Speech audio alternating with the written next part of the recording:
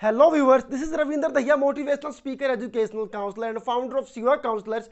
तो चलिए फटाफट देखते हैं कि क्या कुछ नया होने वाला है इस वीडियो में आपके लिए।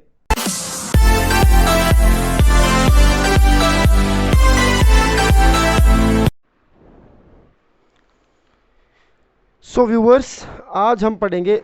वैसे आपसे अरे भाई साहब, आप कौन हो? बेसिक से अपने व्यूवर्स को बोल दीजिए, आपसे बेटर इंग्लिश अरे बस करो यार, बस करो, आप जाओ। अरे पढ़ाना है बच्चों को, भाई पढ़ाना है यार, पढ़ाने दो।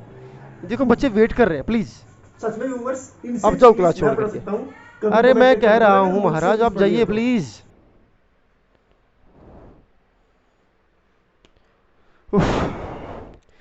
डिस्ट्रैक्शन था। चलिए स्टूडेंट्स, आज हम करेंगे प्रोनाउन और उससे जुड़े हुए कुछ एग्जाम्पल्स और रूल्स। प्रोनाउन कौन कौन से होते हैं वो हम लोग डिस्कस कर चुके हैं। आज के टॉपिक में मैं आपको सिखाने वाला, मतलब आज की क्लास में हम लोग सीखेंगे कुछ 10 से 11 ऐसे रूल्स जो कॉम्पिटिटिव एग्जाम्स के अंदर आपको बहुत ज़्यादा हेल्प करने वाले हैं, और ऐसे एग्जाम्पल्स आप बार बार फेस करते भी होंगे। तो चलिए स्टार्ट करते हैं। ये नया सिस्टम कान में लगा दिया गया है। ओके, फर्स्ट एग्जाम्पल क्या कहता है, आप मेरे साथ साथ कोशिश किया कीजिए प्लीज़। आप सभी वीडियो को ध्यान से देखें, पर्सनल चैट्स पर ध्यान कम दें। कोशिश करें वीडियो में जो कुछ भी चल रहा है उसकी तरफ आपका टेंशन हो। इससे पिछली वीडियो जो हमने केस वाली करी थी उससे जुड़े हुए बहुत सारी चीज़ें इस वीडियो के अंदर आने वाली हैं, अगर आपने वो ध्यान से देखी हो। सॉरी कि उस वीडियो में थोड़ा साउंड का इश्यू था, बट आई होप कि आज आवाज़ जो है वो क्लियरली आपको सुनाई दे रही है। तो चलिए स्टार्ट करते हैं। फर्स्ट एग्जाम्पल क्या कहता है, ही is a university professor. He is a university professor. Writing पर ध्यान ना दें, राइटिंग मेरी बहुत ज़्यादा अच्छी है, जो भी मैं बोल रहा हूँ उसको आप सुन सकते हैं। But of his 3 sons. Students, आपके लिए बहुत ज़्यादा मेहनत करनी पड़ती है और आप लोगों से डिमांड ज़्यादा कुछ है नहीं, बस वीडियो को लाइक करें। अगर चैनल पर नए हैं तो आप सब्सक्राइब भी कर सकते हैं। Neither has any merit. Neither has any merit, no error. क्या लगता है आपको, क्या लगता है आपको? आप इस सेंटेंस को पढ़ लीजिए। He is a university professor but of his 3 sons neither has any merit, no error. तो क्या एरर रहा होगा इसमें, और उस एरर के पीछे क्या रूल होगा वो भी आपको बताऊंगा मैं इस एग्जाम्पल के अंदर। तो आई होप को आपको कुछ समझ में आया होगा, तो कमेंट करके बताएं। चलिए अब मैं बता रहा हूँ। इसके अंदर जो एग्जाम्पल है, ये जो एग्जाम्पल हम लोगों ने लिया है, इसके अंदर जो एरर है वो है हमारा नाइदर। यहाँ पर ये नहीं आने वाला, यहाँ पर ये नहीं आएगा। मैं आपको बता दूँ, रूल बता रहा हूँ आपको मैं। बेसिकली ये डिस्ट्रीब्यूटिव प्रोनाउन है, और डिस्ट्रीब्यूटिव जो प्रोनाउन होता है नाइदर, वो 2 चीज़ों के लिए इस्तेमाल होता है। जब ये कहना हो ना कि दोनों में से कोई नहीं, तो उस कंडीशन में हम लोग यूज़ करते हैं नाइदर को। तो यहाँ पर हमारे पास 3 हैं। हम लोगों ने जो डिस्ट्रीब्यूटिव प्रॉपर्टी जिसके लिए यूज़ करनी है, वो जो नाउन है वो 3 है। अब 3 है तो नाइदर नहीं आएगा। 3 के लिए मतलब 2 से ज़्यादा के लिए अगर ऐसा कहना हो कि इनमें से कोई नहीं, मतलब 2 में से कोई नहीं, तो नाइदर ठीक है। दोनों में से कोई एक है तो आइदर ठीक है। दोनों में से दोनों ही है तो भी आइदर ठीक है। लेकिन 2 से ज़्यादा है और उनमें से नेगेटिव के लिए हम लोग यूज़ करेंगे नन। क्या यूज़ करेंगे? नन ऑफ दीज, यानी कि नन हैज़ एनी जो है merit. Okay, so this is your answer कि नाइदर आपका रॉन्ग है, और इसकी जगह पर जो आएगा वो होगा नन। चलिए स्टार्ट करते हैं। अगला एग्जाम्पल क्या है देख लीजिए एक बार। सी हैज़, नाइदर सिर्फ 2 के लिए यूज होता है, ध्यान रखें। नाइदर और आइदर दोनों ही 2 के लिए यूज होते हैं। 2 से ज़्यादा अगर है तो फिर उसके लिए आपको यूज करना होगा नन। उसके बाद क्या कहता है, उसके बाद कहता है she has one of the best mothers. Second rule और सेकेंड एग्जाम्पल है she has one of the best mothers. She has one of the best mothers that has ever lived. That has ever lived, या फिर कोई error नहीं है। चलिए 5 second का मैं टाइम दे रहा हूँ। 5 सेकंड के अंदर आप ढूंढिए, फटाफट कमेंट करके बताएं कि क्या एरर आपको यहाँ पर नजर आ रहा है। आप में से बहुतों को तो यहाँ पर कोई एरर नजर ही नहीं आएगा, लेकिन एरर है। ओके, 5 सेकंड आपकी खत्म होती हैं। यहाँ पर जो हैज़ आया है, हैज़, इस हैज़ को हम लोग चेंज कर देंगे हैव के अंदर। सवाल ये है कि हैज़ को हैव क्यों बनाया? सी है। अब मोस्टली लोग इसमें क्या सोचेंगे कि सी से सेंटेंस स्टार्ट हो रहा है, तो बेसिकली ये थर्ड पर्सन सिंगुलर नंबर वाला केस बनेगा। लेकिन मैं आपको बता रहा हूं, जो भी बीच में कहीं पर भी रिलेटिव प्रोनाउन आता है, जो रिलेटिव प्रोनाउन आता है, रिलेटिव प्रोनाउन का मतलब होता है उससे पहले उसका जो एंटीसीडेंट है, मतलब किसी न किसी नाउन के लिए वो यूज हुआ है, उसका वो रिलेटिव प्रोनाउन है। मतलब आगे चल करके यही बता रहा है कि भाई ये किसके लिए आया, ठीक है। तो she has one of the best mothers that. अब ये दैट आया ना, इसका जो एंटीसीडेंट है, मतलब इससे पहले जो नाउन आया है जिसके लिए यूज हुआ है वो है मदर्स, तो मदर्स के लिए दैट आया है। She has one of the best mother, वो ये वह जो है उन बेस्ट मदर्स में से एक है जो, अब जो मतलब वो मदर्स की यहां पर बात हो रही है, तो उन मदर्स की बात हो रही है, तो मदर्स प्लूरल है, तो मदर्स प्लूरल है, तो ऑटोमेटिकली जो हैज है ये किस में कन्वर्ट होगा, हैव में, क्योंकि ये दैट के साथ आया है, और दैट किसके लिए आया है, मदर्स के लिए। ध्यान दें, ये दैट के साथ आया है और दैट किसके लिए आया है, मदर्स के लिए, तो indirectly that means mothers, indirectly that means mother, मतलब relative pronoun means the antecedent जिसके लिए वो यूज हुआ है, तो यहां पर हैज की जगह पर क्या आएगा, हैव, क्योंकि इसका जो एंटीसीडेंट है रिलेटिव प्रोनाउन का वो है प्रोनाउन प्लूरल की फॉर्म में, तो हैज की जगह पर क्या आएगा, हैव आएगा। Question number third. I hope कि आपको वीडियो पसंद आ रही है और इसको फटाफट आप शेयर करते रहें, मतलब मैं हमेशा चाहता हूं कि मैक्सिमम से मैक्सिमम स्टूडेंट जो है वो बेनिफिट ले इस क्लास का। थर्ड सेंटेंस क्या कहता है, both me and my sister, both me and my sister went to a boarding school. Boarding school क्या होता है, अगर किसी को पता है तो कमेंट करो। बोर्डिंग स्कूल होता है ऐसा स्कूल जहां पर सुबह से शाम तक सारी चीज़ों का वहीं पर अरेंजमेंट रहता है, no error. Both me and my sister went to boarding school, no error. 5 seconds आपको मैं दे रहा हूं, फटाफट 5 सेकेंड में बताएं कि क्या आपको पता लगा, इसके अंदर क्या एरर है। Okay, time up. तो यहां पर एरर है मी यहां पर नहीं यूज होगा। बेसिकली हम लोगों ने ये जो हमारा पूरा फ्रेज है, मतलब ये वाला जो पार्ट है, ये दोनों पार्ट को मिला करके अगर मैं बात करूं तो ये हमारा सब्जेक्ट है, और सब्जेक्ट अगर है तो फिर केस में मैंने आपको बताया था सब्जेक्ट हमेशा सब्जेक्टिव केस में रहता है, और मी तो किसी भी एंगल से सब्जेक्टिव केस है नहीं, तो मी सब्जेक्टिव केस नहीं है, तो मी कौन सा केस है, मी तो ऑब्जेक्टिव केस होता है। यूज कर रहे हैं सब्जेक्ट की जगह पर कि मैं और मेरी बहन बोर्डिंग स्कूल गए, तो मैं के लिए मी तो नहीं हो सकता ना, तो मी यहां पर एरर है। इसकी जगह पर क्या आएगा, इसकी जगह पर इसका सब्जेक्टिव केस क्या होता है, आई, दैट इज आई, तो इसकी जगह पर क्या आएगा, आई, सॉरी आई नहीं, आई तो ऐसे मुंह से निकल गया, आई इसकी जगह पर आएगा। तो बेसिकली रूल क्या है कि when ever you use your pronoun in subjective case as a subject, if you are using your pronoun as a subject, then ultimately you have to use it in subjective case. If you are using your noun or pronoun in objective case, then ultimately you have to change it into objective form, objective case. तो this is the rule कि अगर आप जहां पर भी उसको इस्तेमाल कर रहे हैं, जिस पोजीशन पर आप उसको इस्तेमाल कर रहे हैं, फिर आपको हथियार भी वैसे देना होगा। अगर आपको बॉर्डर पर तैनात करना है किसी सोल्जर को, तो फिर आपको AK-47 ही देनी होगी। अगर किसी नॉर्मल कंचे की फैक्ट्री के बाहर उस फौजी को खड़ा करना है तो आप लाठी से भी काम चला सकते हैं। घर के बाहर खड़ा करना है तो आप बिना किसी चीज़ के भी अगर किसी फौजी या पुलिस वाले को खड़ा करेंगे तब भी लोग डर ही जाएंगे ऑटोमेटिकली कि यहाँ पर पुलिस या फौजी खड़ा है। ओके, तो जहाँ पर जैसी पोजीशन है केस भी वैसा ही बनेगा। उसके बाद 4th नंबर पर कहता है मे आई नो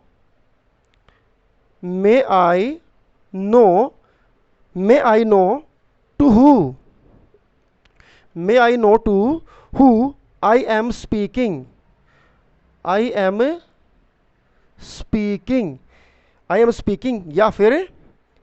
या फिर नो एरर, लास्ट में क्या है, नो एरर। तो फटाफट से 5 सेकंड के अंदर आप बता सके तो बताइए। Okay, 5 seconds over. तो एरर क्या है, एरर है हमारा who, may I know to who नहीं, ये ऑब्जेक्ट की बात कर रहा है, क्या मैं उसे जान सकता, उसे मतलब कोई ऑब्जेक्ट, ठीक है। काम करने वाला तो जानने वाला तो आई है, जिसको जानेगा वो ऑब्जेक्ट होगा ना, मैंने कल ही बताया था।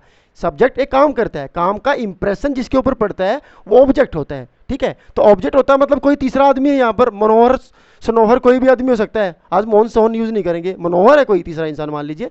तो कह रहा है कि मे आई नो मनोहर के बारे में बात हो रहा है ना, तो मनोहर के बारे में बात हो रही है, तो मे आई नो ओके, तो यहां पर हु की जगह पर क्या आ जाएगा, हुम। क्या आएगा, हुम। तो रूल क्या कहता है, रूल क्या कहता है, रिप्लेस करेंगे हु को हुम के साथ, because who refers to subject और whom refers to object. Who का मतलब होता है सब्जेक्ट, सब्जेक्ट का तो पता है ना, इसमें पता ही सब्जेक्ट का, तो भैया इसमें सब्जेक्ट का तो पता ही है, तो सब्जेक्ट के साथ रिलेट नहीं कर रहा है। May I know to whom I am speaking, क्या मैं जान सकता हूं मैं किससे बात कर रहा हूं। तो यहां ये वाला आई तो कंफर्म है, यहां पर भी आ गया, यहां पर भी आ गया, तो इसके लिए तो ये हु आया ही नहीं, जाहिर सी बात है। तो किसी तीसरे इंसान के लिए आया है, तो तीसरा इंसान मतलब यहां पर ऑब्जेक्ट की बात कर रहे हैं कि भाई किसी और इंसान से बात हो रही है, मैं उसके बारे में जानना चाहता हूं, तो object must be in objective case. इससे पहले वाले बताया था कि आप जहां पर भी खड़ा करेंगे ना, हथियार आपको वैसा ही देना होगा। ऐसा नहीं आप बॉर्डर पर खड़ा करके उसको बोलेंगे जैसे चौड़ी छाती करके खड़े हो जाओ, सामने से गोलियां चलेंगी, तो नहीं, ऐसा नहीं है। वहां पर आप उसको वैसी ही जैकेट पहनाएंगे, वैसी ही बंदूक देंगे, वैसे ही जो भी आर्म्स उसके लिए जरूरी है वो प्रोवाइड कराएंगे। नॉर्मली घर के बाहर खड़ा करना है तो पुलिस वाला सिर्फ वर्दी पहन करके भी खड़ा होगा फ्रेंड्स, तब भी लोग उससे डरेंगे, तब भी लगेगा भाई हाँ अब तो कुछ ना कुछ झोल झाल है, यहाँ जाने से बचना है। तो यहाँ पर हु की जगह पर क्या आएगा, हुम, क्योंकि ये ऑब्जेक्ट को रेफर कर रहा है। उसके बाद कहता है, उसके बाद कहता है फिफ्थ सेंटेंस पर आते हैं, पूरा ज्ञान हमेशा फायदेमंद होता है, आधा अधूरा ज्ञान हमेशा नुकसानदायक होता है। अगर आपको आधा ज्ञान है ना, आधा ज्ञान है मतलब आपने पता कर लिया कि मोटरसाइकिल कैसे चलती है, कि गियर लगाना होता है, इतना सा ज्ञान लेकर आप दौड़ेंगे ना तो आप गिरेंगे, इतना ज्ञान लेकर आप दौड़ेंगे तो आप गिरेंगे। इससे पहली वीडियो जो भी मैंने बनाई थी केसेस की, मैंने बताया था ये जरूरी है, ये आगे चल करके काम आएंगे। अब यहाँ पर देख लीजिए, अब वही केसेस काम आ रहे हैं। तो आप पर्सनल चैट्स की बजाय फोकस किया कीजिए वीडियो के कंटेंट के ऊपर कि क्या चल रहा है वीडियो के अंदर, क्योंकि आगे चल करके यही वीडियो आपके काम आने वाली है। आगे चल करके नेक्स्ट वीक के अंदर, मतलब इस संडे के बाद कभी भी एक टेस्ट होगा आपका, जिसके अंदर नाउन या प्रोनाउन या फिर कलेक्टिव नाउन से रिलेटेड क्वेश्चंस पूछे जाएंगे। तो वो एक टैलेंट हंट जो है वो कंपटीशन होगा, तो आप पार्टिसिपेट करें उसके अंदर। उसका जो भी पैटर्न रहेगा वो आपको एक वीडियो डाल करके मैं बता दूंगा। तो उसके लिए ज़रूरी क्या है, ये सभी वीडियोस आप देखें और लिंक को ना साथ साथ आप शेयर करते रहें। काफ़ी मेहनत से आपके लिए कंटेंट तैयार किया जाता है, तो आपसे इतना तो हो ही सकता है कि आप लाइक कर दीजिए, दूसरे अपने साथियों को जोड़ लीजिए साथ में। ओके, चलिए क्या कहता है, फिफ्थ सेंटेंस पर हम लोग पहुंचे हैं। He is fatter than me, he is fatter than me. भैया मैंने ना जिंदगी में ऐसा सेंटेंस नहीं देखा जो देखने में बिल्कुल ठीक लग रहा है और फिर भी एरर है। मतलब अगर आप किसी से पूछेंगे ना, सडनली आप किसी से पूछेंगे तो आप कोई इसके अंदर आपको एरर नहीं बताएगा, लेकिन मैं कह रहा हूँ कि इसके अंदर एरर है। मैं खुद कंफ्यूज हुआ था जब मैंने जब मैं स्टडी कर रहा था, तो ये सेंटेंस मैंने देखा कि भाई इसके अंदर भी एरर हो सकता है। भाई कमाल हो गया, मतलब इसके अंदर भी he is fatter than me, वो मुझसे ज़्यादा मोटा है, मतलब इसके अंदर भी क्या एरर है। लेकिन 5 seconds I am giving you, टिक टिक 1 2 3 4 5 6 हो गए, सेकंड अभी 5 हुई है। चलिए बता दे रहा हूँ आपको मैं, ये सेंटेंस आज तक आपने सही सुना होगा, लेकिन आज के बाद अगर सुनो तो ये सेंटेंस गलत है। गलती क्या है वो मैंने लिखी हुई है। गलती है आप मी को रिप्लेस करेंगे आई से। भाई साहब, भाई साहब कमाल हो गया ना, मी को रिप्लेस कर देंगे आई से, तो सेंटेंस क्या बनेगा, he is fatter than I, not me, he is fatter than I. अपने आप में सरप्राइजिंग है, मुझे भी सरप्राइज आया था। हो सकता है आप ज़्यादा इंटेलिजेंट है तो आपको पता होगा। एक भाई साहब थोड़ी देर पहले भी आए थे, कह रहे थे मैं अच्छी इंग्लिश पढ़ा सकता हूँ, उनसे भी पूछूंगा, उनको भी नहीं पता होगा कि मी की जगह पर आई आएगा। क्योंकि आपको क्या करना है, आप रूल समझ लीजिए। आप क्या कहते हैं, रूल कहता है अगर आप किसी सब्जेक्टिव केस के इंसान को मतलब सब्जेक्टिव केस को कंपेयर कर रहे हैं, सब्जेक्टिव केस को कंपेयर कर रहे हैं, तो जिसके साथ कंपेयर करेंगे, अगर आप उसके साथ कंपेयर करना चाह रहे हैं उसको किसी के साथ, तो जो भी वहां पर आप यूज करेंगे that must be in subjective case. दौड़ घोड़ों की है तो गधा वहां पर नहीं दौड़ेगा, नहीं दौड़ तो सकता है लेकिन वो गलत होगा। लिख तो यहां पर मी भी सकते हैं, लिखा तो वही है। तो गायों की गौशाला में अगर आपने बकरियां तो कभी नहीं देखी होंगी ना, देखने को तो बकरी वहां बंध सकती है, खूंटे पे तो बकरी बंध ही सकती है ऑब्वियसली। ऐसा नहीं है कि वहां पर कोई ऐसा हार्ड एंड फास्ट नियम है कि बकरी यहाँ घुसेगी नहीं, ऐसा नहीं है। लेकिन वो गलत है, वो गलत है, वो ऑकवर्ड है, वो ओड है। तो ये जो मी यहाँ पर था ये ओड है। If you are comparing two pronouns, one is two pronouns, एक ही कंडीशन पर दो प्रोनाउंस को आप कंपेयर करना चाह रहे हैं, एक उनमें से सब्जेक्टिव केस में है, दूसरा ऑब्जेक्टिव केस में कैसा होगा। पहलवान से पहलवान भिड़ेगा ना, पहलवान से क्रिकेटर तो नहीं भिड़ सकता ना, किसी कुश्ती में अब हम खड़ा कर दे विराट कोहली को योगेश्वर दत्त के साथ, ये कहाँ का मुकाबला हुआ? तो भैया अगर आप सब्जेक्टिव केस को माप तोल कर रहे हैं उसका, तो जिसके साथ माप तोल करेंगे that must be in subjective case. तो मी की जगह पर क्या आएगा? आई आएगा। उसके बाद question number 6 and rule number 6 क्या कहता है? I and he have I and he have prepared the lesson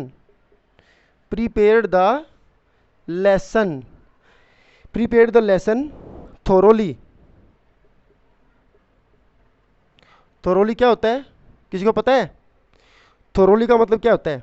THOROUGHLY। thoroughly का मतलब होता है कीनली, ढंग से, अच्छी तरह से उस चीज के अंदर घुस करके, ठीक है, एक एक पन्ना पलट पलट करके। I and he have prepared the lesson thoroughly. Error क्या है? 5 सेकंड्स के अंदर बता सकते हैं तो बताइए। ओके, नहीं पता लगा, चलिए कोई तो कमेंट आया है, चलिए इसका सही आंसर मैं दे रहा हूं, मैचअप कर लीजिए अपना। इसको हम लोग आई एंड ही को पढ़ेंगे ही एंड आई पढ़ेंगे से मेरा मतलब है इस सीक्वेंस को बदल करके इसको ही एंड आई लिखेंगे। जब दो या उससे ज्यादा प्रोनाउंस को सीक्वेंटली अगर आप इस्तेमाल करते हैं as a subjective case, as a subject of your sentence, if you are using 2 or 3 pronouns continuously, the sequence must be 2, 3, 1। मतलब होता है second person, third person, first person. Second नहीं है, सिर्फ 2 को यूज कर रहे हैं तो थर्ड पर्सन, फर्स्ट पर्सन। ये भी नहीं है तो फिर ये बचा। अगर थर्ड पर्सन नहीं है, सेकंड और फर्स्ट को यूज कर रहे हैं तो सीक्वेंस यही रहेगा, बीच में से बीच वाला हट जाएगा, 2 और 1 आएगा। मतलब अगर यू होता तो पहले यू आता देन आई आता, मतलब आई जो है वो लास्ट में आएगा, बीच में आएगा थर्ड पर्सन, फर्स्ट आएगा सेकंड पर्सन। फर्स्ट नंबर वाला नहीं है, थर्ड पर्सन था और फर्स्ट पर्सन था, तो उसका सीक्वेंस हमने बनाया third person first and first person second दूसरे नंबर पर। ओके, तो रूल आई होप समझ में आया होगा। 2, 3, 1 का आप ध्यान रखेंगे। 2 या ज्यादा प्रोनाउन को जब यूज करेंगे एक ही सब्जेक्ट के तौर पर, तो उसकी जो सीक्वेंस रहेगा वो second person, third person, first person का रहेगा। तो ये फर्स्ट पर्सन और थर्ड पर्सन ये उल्टा था, ये 1 आगे आया था, 3 पीछे आया था, लेकिन इसको हमने घुमा देना है, 3 को आगे लेकर के आएंगे और 1 को पीछे। Question number 7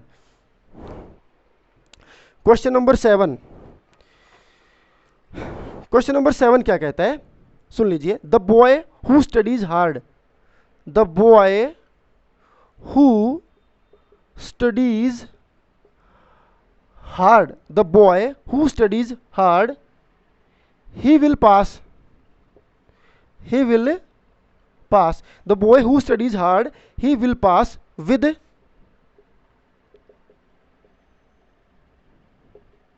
flying colors, no error। मतलब पर मत जाइए, फ्लाइंग कलर्स का मतलब यहाँ पर है उसका स्वागत होने से संबंधित यहाँ पर बात है। जो आदमी बच्चा ज़्यादा मेहनत करेगा वो पास होगा। फ्लाइंग कलर्स का मतलब होता है खुशनुमा माहौल के साथ वो पास होएगा, अच्छे मार्क्स उसके आएंगे, उड़ता हुआ आएगा वो रिजल्ट सुन करके जब आएगा, ठीक है, कलरफुल होकर के। आपको ढूंढना है error. 5 seconds I am giving you, फटाफट से देख लीजिए क्या एरर हो सकता है। तो 5 सेकेंड्स। ओके, एरर क्या है अब आप देख लीजिए।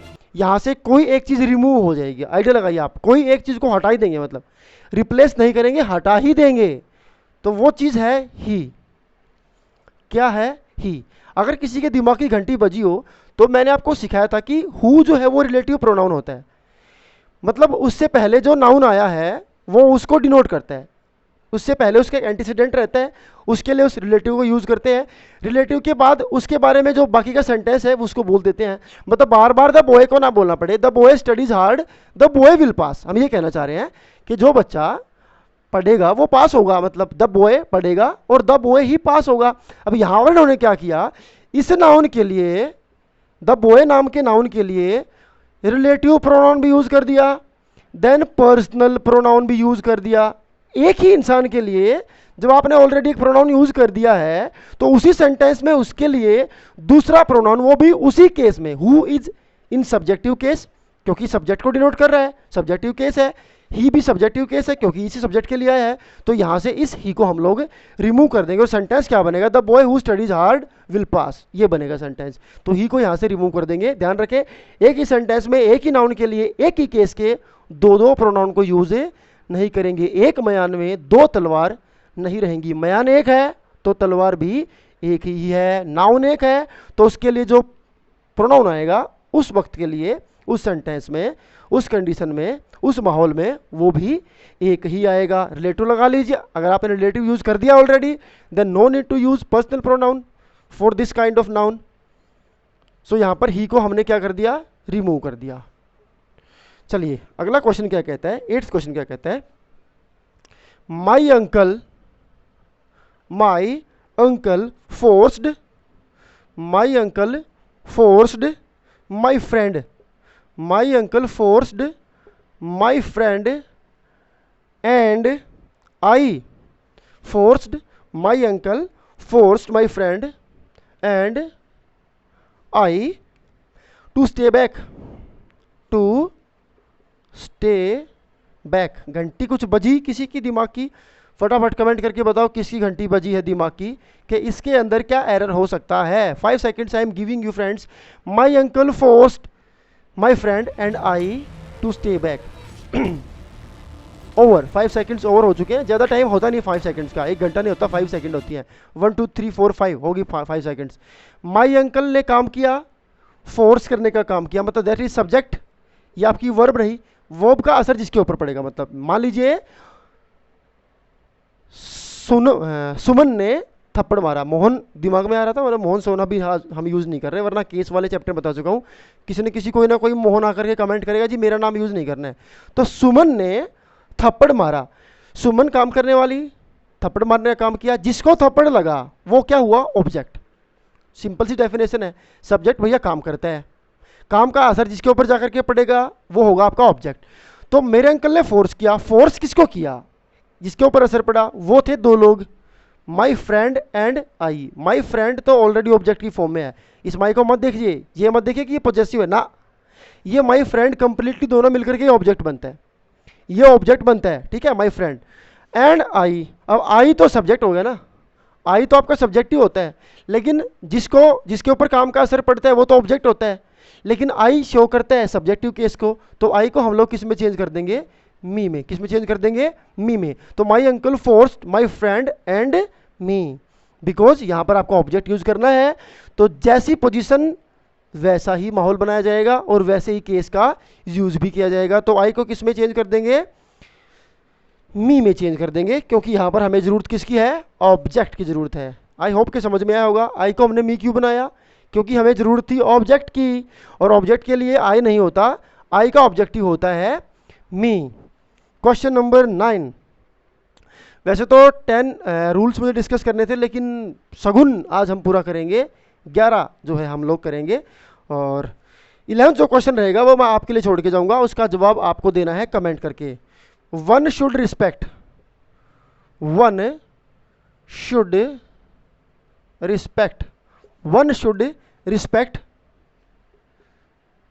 The religious, religions, one should respect the religions। religions क्या होता है, धर्म को बोलते हैं। religions of others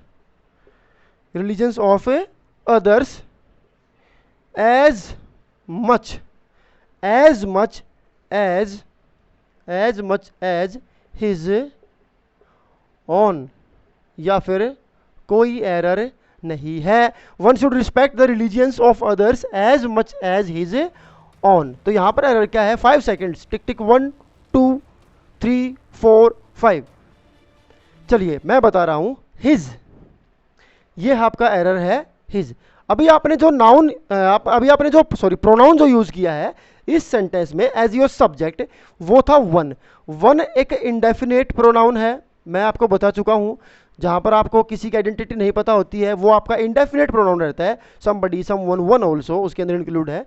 तो अगर आप जब उस सेंटेंस के अंदर इस वन की कोई चीज है, मतलब मोहन की कोई चीज है, तो मोहन्स, आई की कोई चीज़ है तो माई या माइन आएगा, सबको पता है, बता चुके हैं हम लोग पहले ही। पॉजेसिव क्या रहता है कि जो सब्जेक्ट जो अपना डोमिनेशन किसी के ऊपर शो करेगा, अधिकार बताएगा, तो उसका पॉजेसिव होगा। तो वन के लिए जो पॉजेसिव रहता है वो हिज तो नहीं हो सकता ना फ्रेंड्स। एक आदमी को उन धर्मों की रिस्पेक्ट करनी चाहिए जैसी वो अपने की करता। अपने मतलब उसका अपना ना, जो सब्जेक्ट आपका उसका अपना। तो वन के लिए जो पॉजेसिव केस रहता है वो होता है वंस। क्या होता है? वंस। वन के लिए पॉजेसिव केस क्या होता है? वंस। ONE'(S) ones. तो इसका मतलब हिज को रिप्लेस कर देंगे किसके साथ? वंस के साथ। जो आपका सब्जेक्ट उसी का पॉजेसिव केस बनाएंगे। तो वन आपका सब्जेक्ट था तो उसका पॉजेसिव केस जो है वो क्या बनेगा? वंस बनेगा। वंस किसी किसी का नाम भी होता है, लेकिन ये वंस अलग है। वो वंस कैसे लिखते हैं? WAVANSH ऐसा कुछ लिखते हैं। तो वंस नाम का कोई भी अगर वीडियो को देख रहा है तो फ्री में प्रमोशन मिल रहा है भाई, खुशियाँ मनाइए। उसके बाद कहता है दे ब्रोट, नेक्स्ट सेंटेंस है they brought to them self. They brought to them self. भैया अब तो मतलब मैं कह रहा हूँ कि इससे आसान कोई सेंटेंस हो नहीं सकता, और इम्पोर्टेंट भी इससे नहीं हो सकता। इम्पोर्टेंट भी है, आसान भी है। This disaster. अब तक तो आने चाहिए थे बहुत सारे रिप्लाई इसके, बहुत सारे कमेंट आपको आपकी तरफ से कि इसके अंदर क्या एरर है। ऑप्शन सुन लीजिए क्या है। पहला ऑप्शन है जी कोई एरर ही नहीं है, नो एरर। दूसरा ऑप्शन है टू देम सेल्फ, कि भैया ये एरर है, ये इसकी जगह पर इसके अंदर एरर है।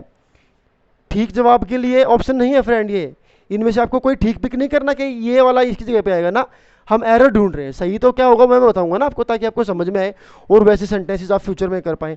थर्ड कहता है दिस डिजास्टर, कि भैया दिस डिजास्टर यहाँ पर नहीं आना चाहिए।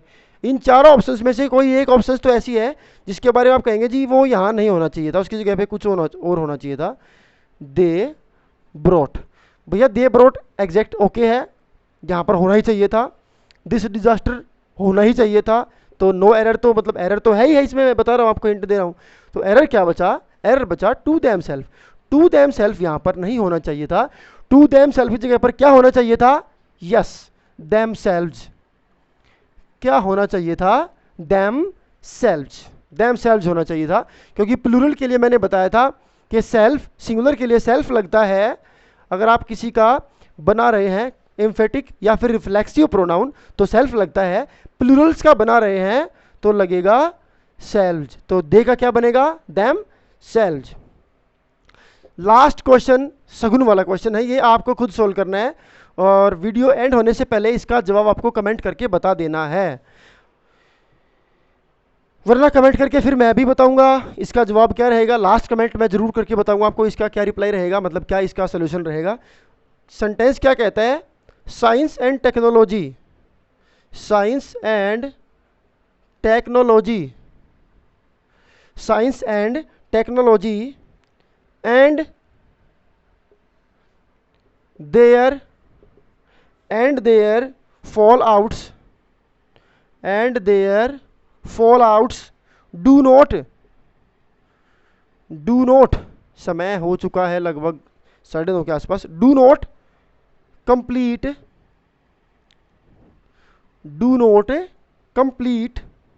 ह्यूमन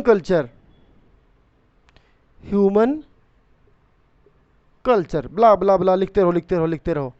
कई बार तो लगता है सेंटेंस पता नहीं किस डायरेक्शन में जा रहा है। Okay, no error. Science and technology and their fallouts do not complete human culture. इसका जवाब आपको कमेंट करके बताना है अभी फटाफट से। फाइनली मैं आपको बताऊंगा कि इसका सोल्यूशन क्या है और क्यों है। बहुत ईजी है ये, एक बार पहले भी शायद कभी ना कभी मैंने ऐसा क्वेश्चन डिस्कस किया है, और ये है छोटा भीम।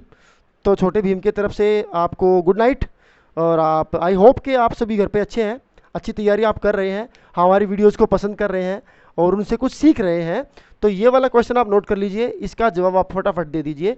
वीडियो को हम लोग यहीं पर एंड कर रहे हैं। चैनल पर नए हैं तो प्लीज़ सब्सक्राइब कर लें। इस वीडियो को लेटर ऑन भी आप बार बार देख सकते हैं।